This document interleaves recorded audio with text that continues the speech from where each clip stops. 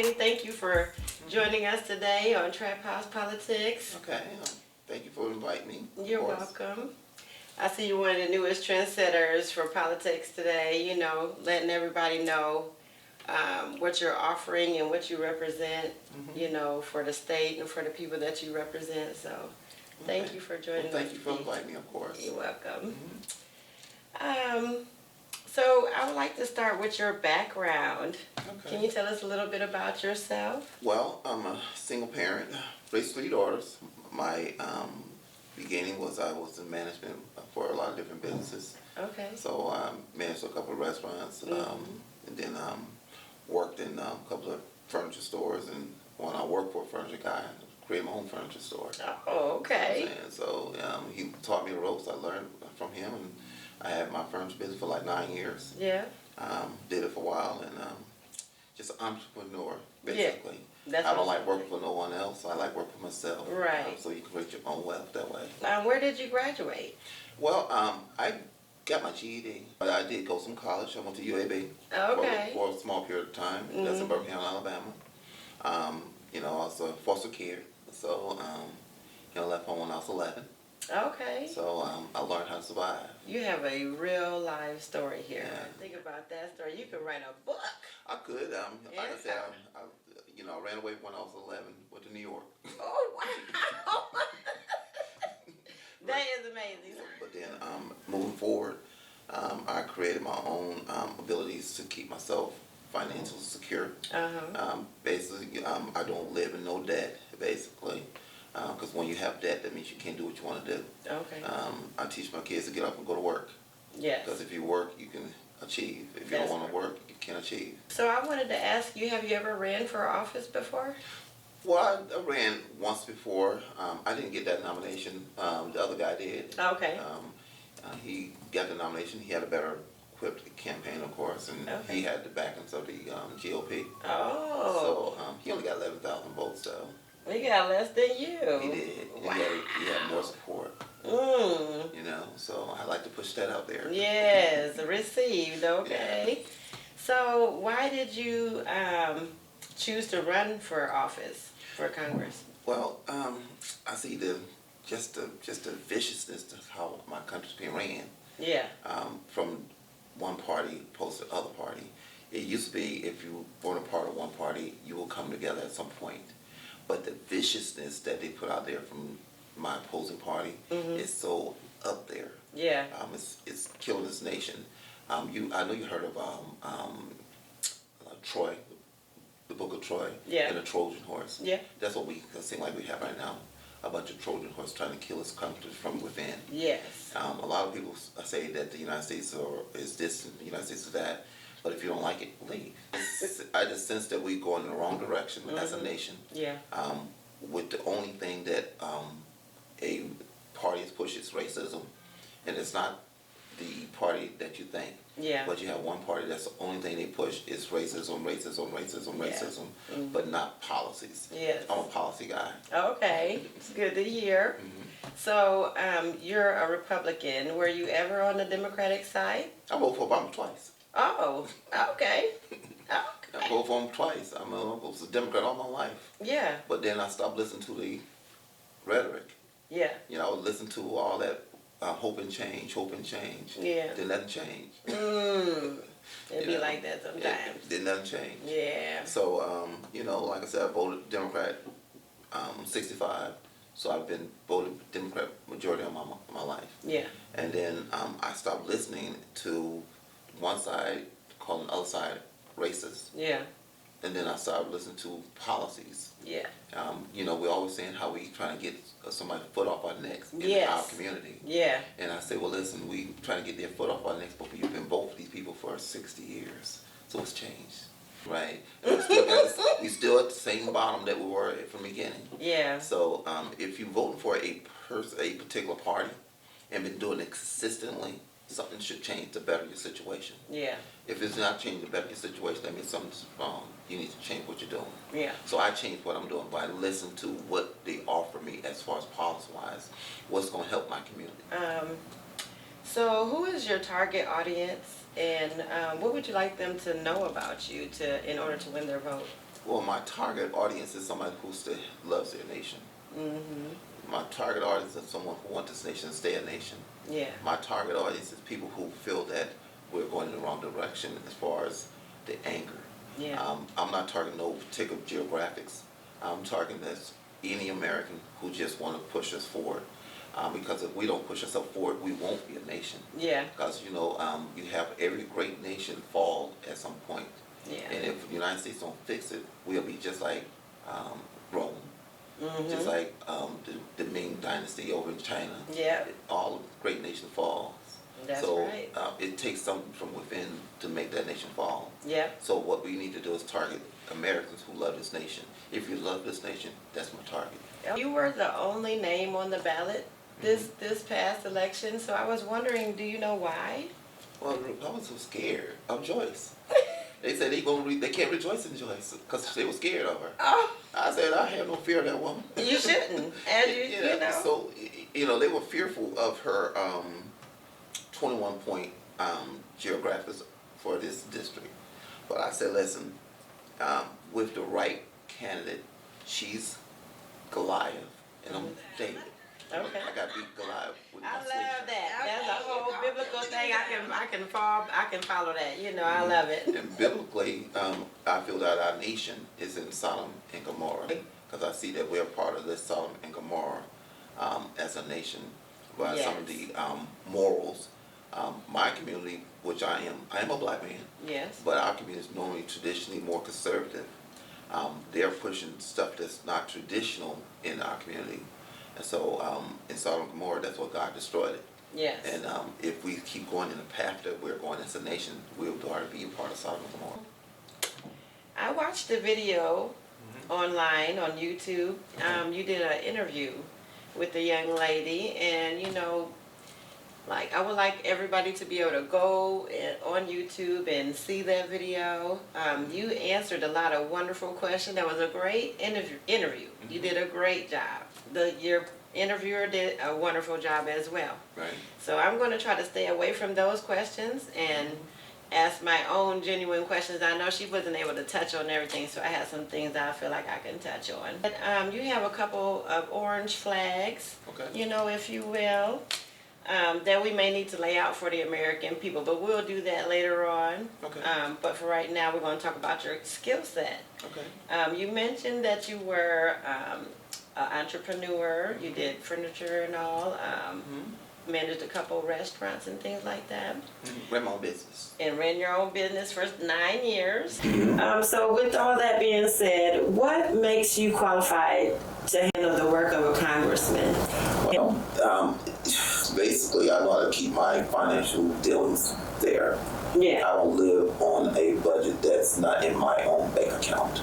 Okay. Basically, Congress needs to learn to put the United States on more financial positive, not financial negative. If we don't have the money, we need to quit spending it. But Congress basically is no different than just the regular American, because that's what it's built for, the regular American. Because the regular American would know what they need to do for their citizens. When you get in Congress and you feel you got the big head about that position, then you do the wrong thing. So I'm saying, it's not about money for me. Because money is not my God. Okay. Some people, money is their God. They'll do anything for it. I don't care about the money. I care about doing what's right for our nation. Can you tell us why we should choose you instead of Joyce Beatty? Joyce has been there for a while and we got nothing happen. I was about yesterday and everybody told me what we don't have in the community. Yeah. You know, so I got out and was talking to them in a suit and tie and jumped on my car. They tell me I don't belong there. You see all this negative going on in my community. I said, well, why you got all this negative if you got this person running your community? Your community should be on point, though. You shouldn't have people being put out of their houses where they can't afford to rent. I want to focus on some of the things that you have heard that has been slipping under the radar that you think you'll be able to, you know, reel back in once you get a chance to fulfill the seat. Well, the guy that's on the curb out there on the corner at the freeway with a sign.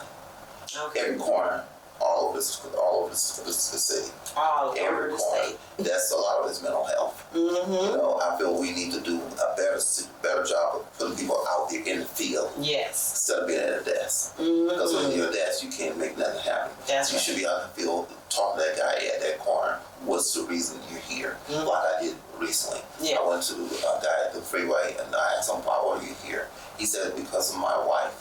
I got divorced and it threw me into this pit that I've been in. I can't get myself out. You know, or the black man I was talking to, he's disabled in a wheelchair, and he got a electric wheelchair now. He's homeless. Why? He said because of paperwork. You know, that made me feel bad. It should. That's terrible. So in my district, which is her district, there's so much drug addictions, so much different crime situations. You got to have a better way of dealing with people in the community. The police are not the problem. It's just a matter of being able to put the programs together to work to help the community. Yeah. You know, get rid of people who have addiction problems, get rid of people who have mental health problems, and help people who have homelessness. Basically, because if you can do those things, the whole community could be better and thrives. Well, what do you mean by get rid of them? Well, just give them a situation where they have somewhere to be. It's a living situation. Yeah. Not like taking them to put them in this corner nowhere. Give them a positive way to live. Yes. Because they're still human. Yeah. Don't let them just throw them away. Right. Find out what is their problem. What is consistently their problem. Have a better program where people understand how to deal with their problem. Yes. See what I'm saying? Because if you don't deal with their problem, you're going to still have the same situation later. But if you show them how to deal with their issues, if it's a drug addiction, what is the issue? If it's a mental health, what is the issue? Or if it's financial issues, if they don't know how to manage their money, show them how to handle their money. Yes. Basically. But have people that's willing to go out there to do that, not sit in the office and get a check. Exactly. You know, because you're getting a check, you good, living good, other people not. Yeah. And it's all over the city. Yeah. It's all over the United States, matter of fact. You know, I went to Alabama, they got free over Alabama, got with a sign. Yeah. Went to Vegas, got with the freeway, got with a sign. Yeah. It's everywhere. It's all over the United States. And that's how my children think the same way. Basically. Yeah. I know years ago, me and my daughter was going to McDonald's. Yeah. They gave her some mac chicken sandwich. So she gets two. Yeah. Because she liked them. Yeah. So as we was coming down Lockhorn Avenue, she see a guy with a sign. She said, "Dad, can I give a guy a sandwich?" I said, "No, I didn't want that food away. You give that food away." But then I thought about it. Yeah. They will not teach you the value of traveling with somebody. So I made a U-turn. Yeah. Turn around. So she gave him that sandwich. Oh, because it's the right thing to do. So you treat people fair. You treat people all right. You know, we had enough to buy another one. Yeah. So basically, no big deal. Yeah. So I let her give her the stuff so she teach you the value of helping people. That's right. Because when you help others, you get your blessing from help. That's right. Oh my goodness. I love that you instilled that in her. Your children are always watching. They're definitely watching while you're doing this too. There are several main roles for Congress. I will name them individually, give an example of what is expected for that role, and then I may have a question or I may not have a question. But if you have something, like if you have some plans for whatever role that I'm about to read off, or understand how you're supposed to be you understand how you're supposed to be fulfilling the role. If you have already done it before, or if you have plans, I would like to know what your plans are or what you have already done in these areas. Okay? Okay. All right, so the first one is legislation. You'll be making laws. And there's 3 areas of that: drafting and passing bills, power of the purse, and enumerated powers. And so drafting and passing bills, Congress writes and votes on laws. Both the House and the Senate must approve a bill before the President can sign it into law. Correct. For example, the Congress passes a law to improve road safety. Do you have anything that you would like to see come across your desk? My legislation? Sure, I do. Related to that? What I will pass is a bill for felons. Okay. Because, in my district, when you walk around talking to people, they all say they have felonies. And they can't get ahead. Yeah. And that's what causes most people to go back to prison. Yes. So that felony should not follow a person for the rest of their life. Yes. So I will create a bill that after so much time, it should fall off where you can get everything back. So that way you don't have to use that as an excuse to why you can't get ahead. Yeah. Or I will create a bill for single moms in daycare. Whereas a lot of women, they go to daycare. If the daycare closes, that means they can't go to work. Yeah. If they can't go to work, they can't make money. But then they'll get fired because they didn't go to work, and they'll cause because they don't have daycare. So it should not be a way that that causes them to lose their job. Yeah. If it's an unseen situation that they have not caused, there should be some type of legislation to keep that from happening. The oversight and investigation, checking the executive branch. Congress makes sure the government agencies follow the laws correctly. Like, for example, a committee investigates how disaster relief money was used, like the FEMA or whatever. No, we have a lot of fraud going on now. With the claims for FEMA and things like that? Well, FEMA and the child care thing that they got going on in Minnesota. I'm trying to understand how much you fake. You got 21 kids and you don't got none. You know what I'm saying? I don't understand how they fake that. I don't either. You know, because I know when I would take my kid, you have to show a picture of that child. Wow. So how are they able to fake it? So that got to be internal. Yes. So somebody within the state allowed that to go through. It sounded like they was getting a piece of the check. Yeah, they get a piece of their pie. So it doesn't make sense that you got so-called 70 children, but none going there. So, Yeah. Because you gotta verify some kind of way. So Congress create the laws, but it's up to people how they enforce those laws. Yes. You got certain laws that people try to enforce. It all depends on who's in office politically, and it should not work that way. If it's a law in the book, enforce it. You know, just like immigration. If you hear illegally, you're supposed to leave. Yeah. That's why we have ICE to remove people who are here illegally. Yeah. That's what I do. When I find this something illegal, there's some consequence. Yeah. But when there's no consequence, you're going to keep doing it. So you have one administration, if they had that as a law, they'll go ahead and enforce it. Now you got another administration trying to enforce that as a law. They say it's illegal.